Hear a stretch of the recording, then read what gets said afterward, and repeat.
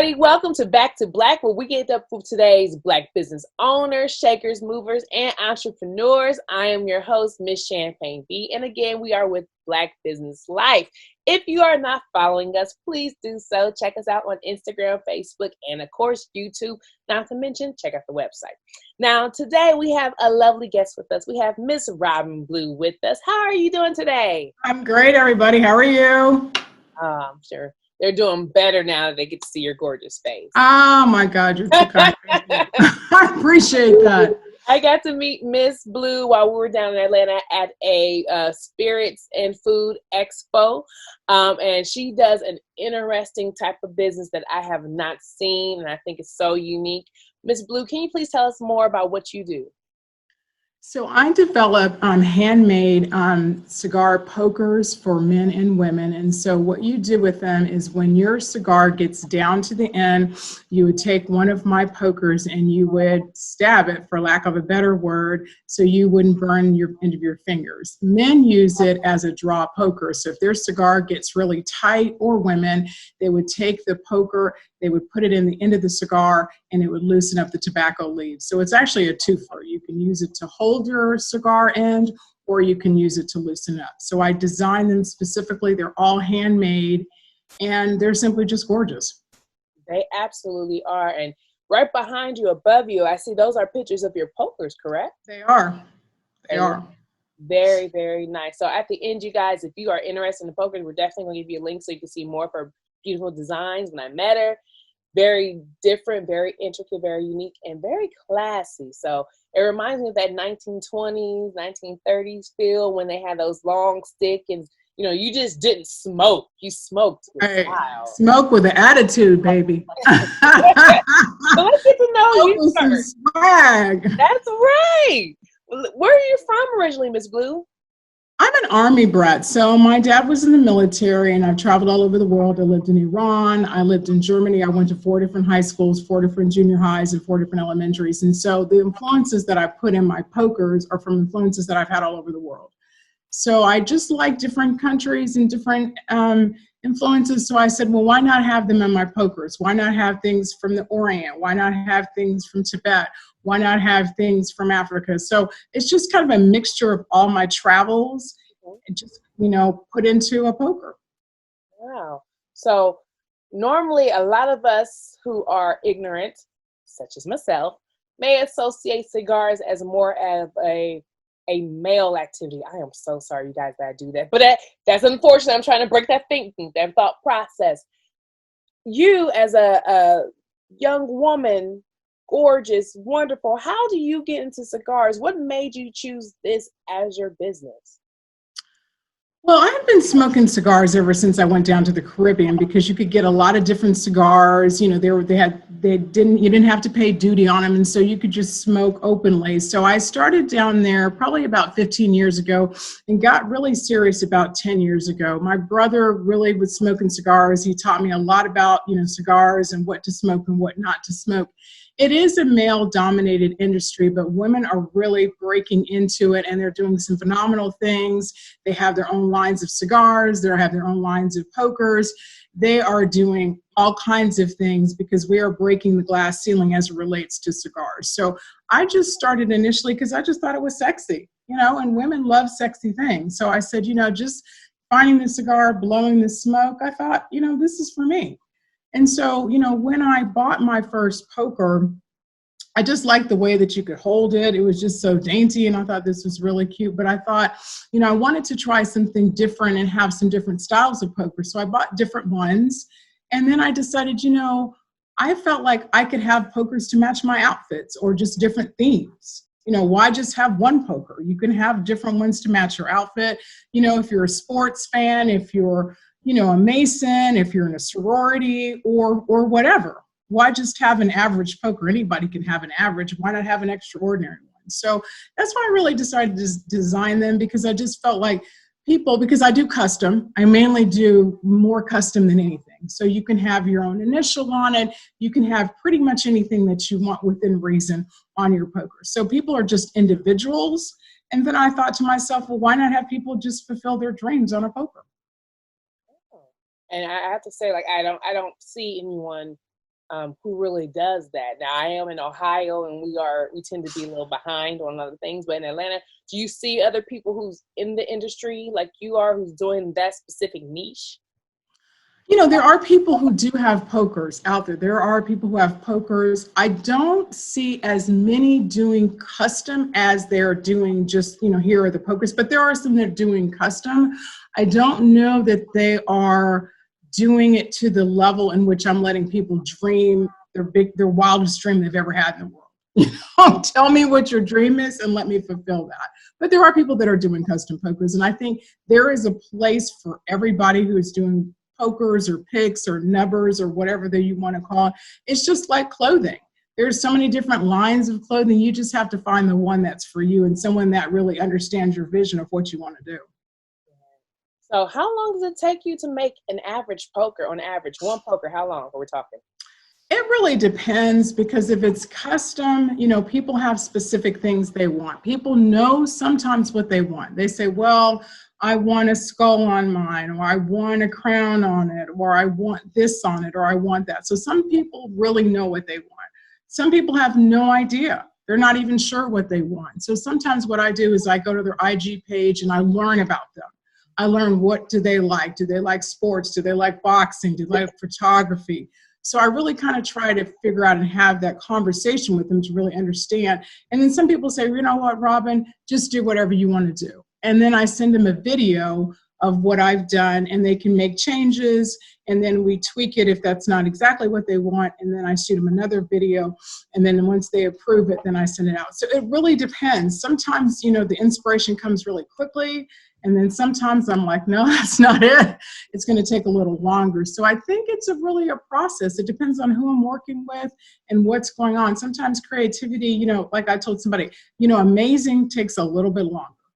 Wow, that's a good one. Amazing takes a little longer. I'm gonna have to steal that from you, but I will give you the proceeds from me. Yeah, amazing takes a little bit longer, because sometimes, you know, they want like their cigar club emblem on it. You know, I had somebody who wanted 4 Swarovski crystal skulls on it, 4 crowns on it. They wanted a plaque on theirs. So sometimes people are just coming up with all of these different, I mean, they're going way, way out there. So, you know, to try to put all that together on a poker, sometimes it's just trying to put it together so it's not looking, you know, like it's too much.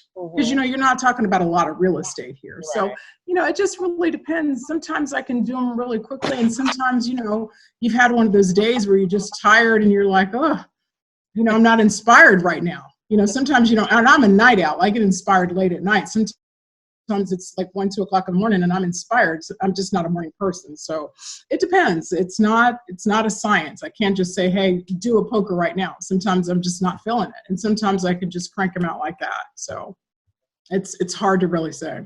Right. Okay. What for people out there who's interested, do you have like an average range from your lower end pokers to maybe the more intricate, higher end, custom made ones?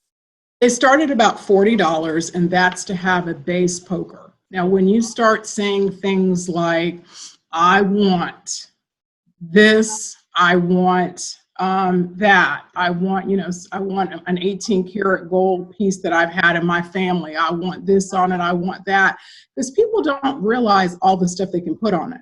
When I start saying, oh, you can put this on it, you can put that on it, it starts adding up, because they don't realize that they can have so many different combinations. Like someone said to me, I'm really into fashion. I said, well, what about putting a camera on it? You know, you can put a camera on it, you can put a dagger on it, you can put a skull on it, you could put, you know, shoes on it. There's just so many different things that you could put on it that you could just build and build and build. So it starts at 40, but it just depends on, you know, what you'd like to have on it. So I would say probably the average person's going to spend around $50, $60.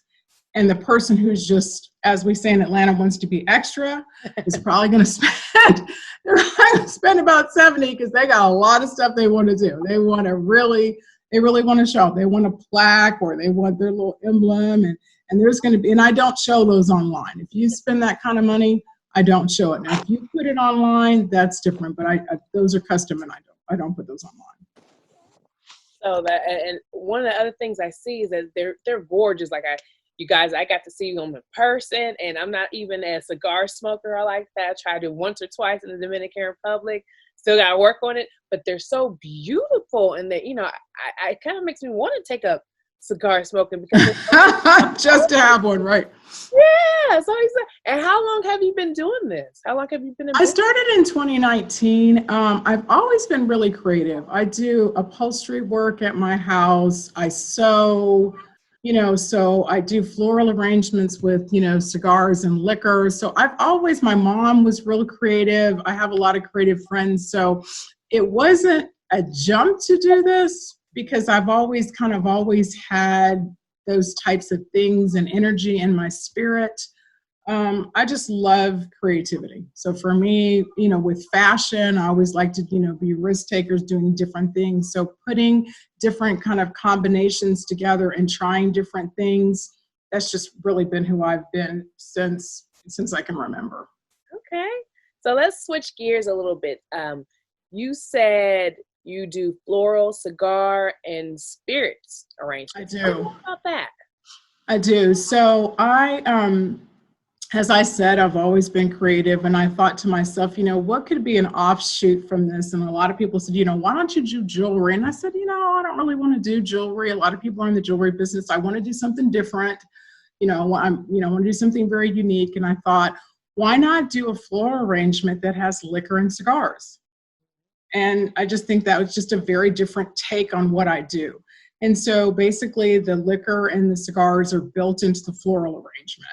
And so those things that can be used for birthdays, anniversaries, one was given to, someone at Cigar City for the 5th anniversary. So it's just different types of things that I want to do. They're just amazing. I'm just not comfortable with just being average. And so I just like to kind of turn it up and turn things on their side. I mean, anybody can kind of give a floral arrangement, but when you have liquor and spirits, just turns it up a notch. Okay. So, and you are creative, which I love. And I think many people are creative, but they have a hard time because focusing on just one kind of avenue, and not only focusing on one avenue, but if they want to branch out into other things, branching out to things that relate to each other. So for instance, your pokers also relates to your floral, cigar, and spirits bag. How do you as a creative slap your hand to keep yourself on task to just focus in these two lanes so that you're not over here expending yourself in a whole bunch of different areas? That's a tough one because I do research, what other ancillary products I could have. I mean, I'm always saying, okay, what's the next best thing? What else can I do? And I really want to do something. I try to make sure, one, it's unique. One, it's in the same swim lane I'm in. I don't want to have something that's so far removed, people don't understand what I'm doing, and I don't, and it takes me so far off task. So one, is it unique? Does it have the same kind of value proposition that my other stuff does? Is it unique? Do people think it's interesting? And does it kind of get me, rejuvenated and energized to be excited about it? Do I look at this and go, wow, this is really cool? If it's kind of just, a lot of things, what I do is I go on IG and I poll my IG, my peeps and say, hey, listen, would you buy this? And I poll them. And if they say no, then I don't do it. So I get on there and I poll them a lot. I know they're tired of me, but I poll them and say, hey, would you buy this? And if they say no, because you can poll, and I'd say no, and I'll shoot it to my trusted people that know me and know what I'm trying to do. And if they say, I don't really think so, then I don't do it. So I really am very careful about just kind of throwing stuff out there just to have stuff, because I think your brand is very important. It's important on what you're trying to do. I spend a lot of time on, my pokers, and I think, ladies, typically call them cigar picks or members or whatever. But I just don't want to throw something out there just to have something out there. I want it to be unique and different and beautiful. And I think that the cigar pokers that I do and the floral arrangements are that. And the next thing that I do, I want it to kind of continue along the line. And I just don't want to throw something out there. So I'm very critical and analytical about the steps that I make. Okay. And that, I think that's key. A lot of people don't understand because that's basically, you're doing market research. So people tend to do a whole bunch of things, and when it doesn't take off, they're not sure why. and they miss that critical step of poll your audience, the people who've supported you so far, and see what they want, you know? Right, exactly. So thank you so much. I appreciate you giving me some time of your day. I know you're a busy woman and you're out here making moves and shaking around with beautiful pokers and cigars and just combining and marrying those two different, not so different topics together and creating this beautiful business. If people want to come and support you, how can they support you? Where can they find your products? Well, I have an IG page and it's Blue Smoke ATL. So that would be where I am. Most of my stuff is online. I do custom work. So if you don't see it out there, just DM me and tell me about your dream. Tell me what you want to do and I'll put it together for you. So I would say that's the biggest thing to do. You know, to your other point, I like to try to keep my audience together. So whatever I build, I want to leverage my audience. So I don't want to try to do something that doesn't require, you know, my followers. So that's another point. So I would say the biggest place to find me is one in the ATL, baby. That's where I am. So start there, start in the ATL. And then if you're not in the ATL, just find me at Blue Smoke ATL. And that's where I am. And I will be back there, and I feel like I have some Christmas presents to buy from you. So I will see you in a month because I'll be back in there. But okay, that sounds good. Yes, thank you so much, Miss Robin Blue. Again, check her out and support her and her business. We must support our people because if we don't, who will? Check her out. Don't forget to follow her. Again, thank you for watching today with Back to Black. I am Miss Champagne B. If you want to follow me, check me out at the Single Gal Guide.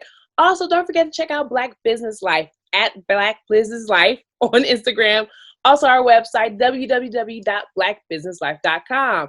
If you have any other questions, comments, or concerns, reach out to us and we would love to address them. Once again, thank you for watching and bye.